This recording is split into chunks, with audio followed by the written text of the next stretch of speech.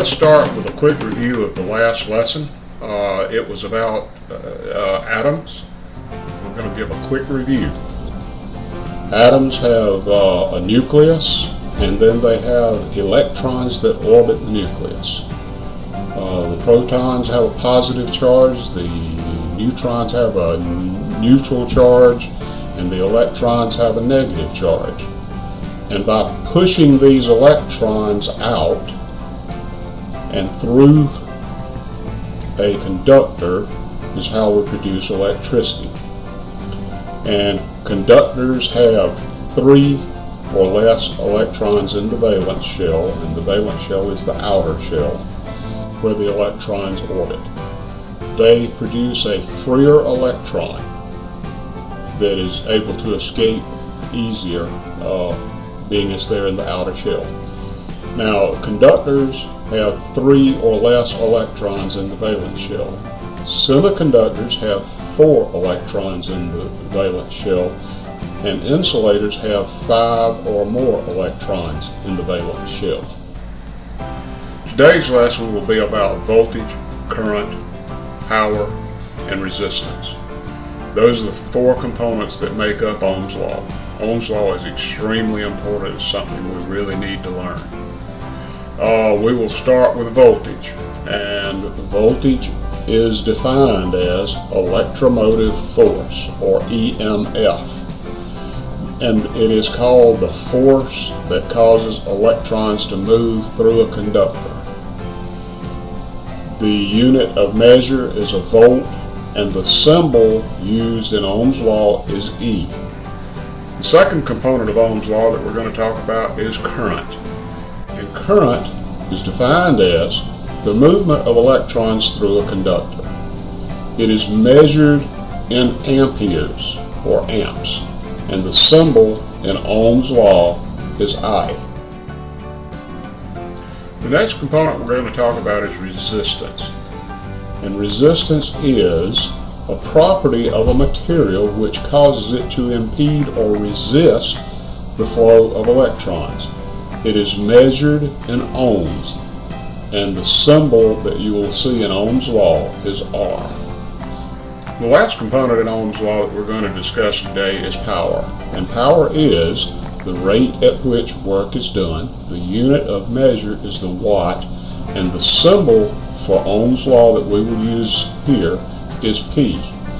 Every once in a while you will see someone that uses W, but the mainstream is P for power.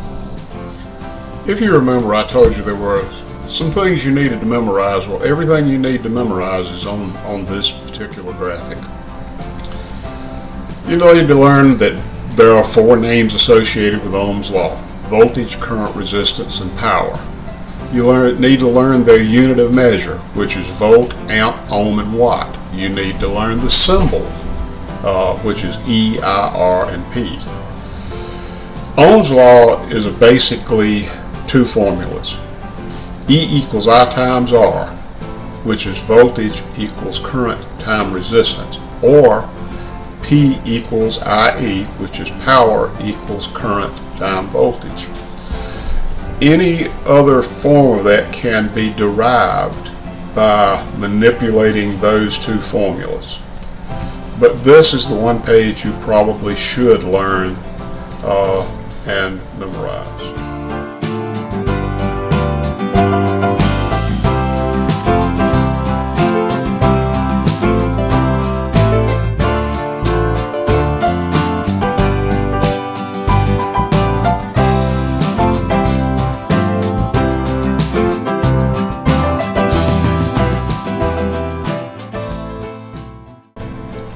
Ohm's Law has 2 basic formulas.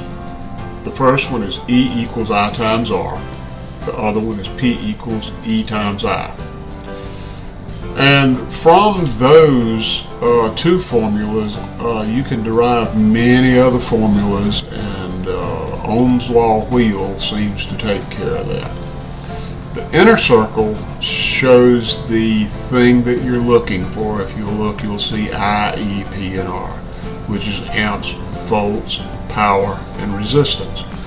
And that's the thing that you're looking for. And outside of that, it shows the formula for solving that if you know two other components. So you have to know two of the components in order to find the results.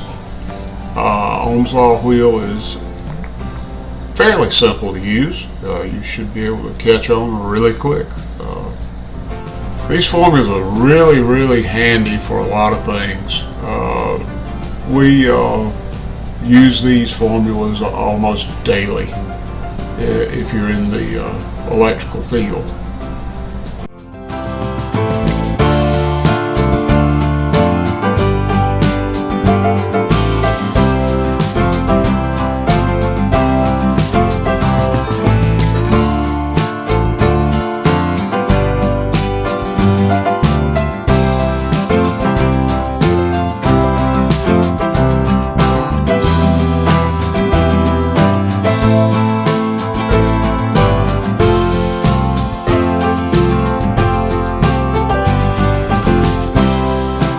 Now that we've done all the definitions, we know what voltage is, we know what current is, we know what load is or resistance, we know what power is.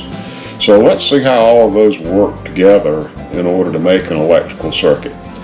And we're going to do that with an analogy. We're going to start with a couple of graphics. The first one is going to be a hydraulic system or water. In this particular case, we'll talk about water. And let's look at the first graphic. So here's the first one. Let's look at the first graphic, and the first graphic shows us a hydraulic system which has a pump with a pipe, and water flows through the pipe, and then we go to a valve, and that valve can stop and start the flow of the water. After the valve, we go to a high pressure spray. We're going to say that this is a dishwasher or a car wash or something like that maybe, but in other words, it has to be the place where the work is done by the high pressure. And then the water is sprayed into a tank, and a collection tank, and after the tank, the water flows back to the pump through a pipe. And this is called a closed loop system because there is no external water coming in and there's no place for it to go out. So it's a closed loop system. And then we have a differential pressure gauge, and all that does is measures the difference between the pressure at the top pipe and the pressure at the bottom pipe.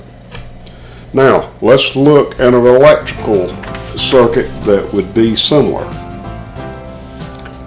Alrighty, we're going to say that the DC power supply is the same thing as the pump. It supplies the pressure that pushes the electrons through the wire. And again, as the water flows in the pipes, so do electrons flow through the wire. Only it's called current in the wire in an electrical circuit. And the pressure is called voltage. So the voltage goes up from the DC power supply, it goes through the switch, and again it starts and stops the flow of the current, or electron flow in this case. Then we go from there to something called the load. The load is where the voltage is dissipated. In other words, it's just like the spray nozzle. It's where it uses up all the pressure.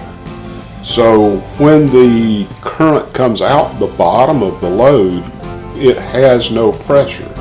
Therefore, it is no voltage, so there's zero voltage potential from after the load back to the DC power supply. And then the voltmeter would measure the difference between potential in the top and the bottom. Let's just say we've got a 24 volt DC power supply here, and the voltage potential on the top wire would be 24 volts.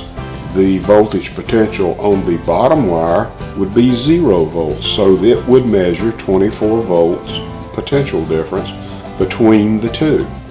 So just remember, voltage is the same as pressure, current is the same as flow, load is the same as the work done, and power is the combination of voltage and current. An example of how this works with formulas is we'll start with the basic formula E equals I times R. Let's say that you know what the voltage is, which is E, and you know what the current is, which is I, but you don't know what the resistance is. Well, the formula E equals I times R won't solve that.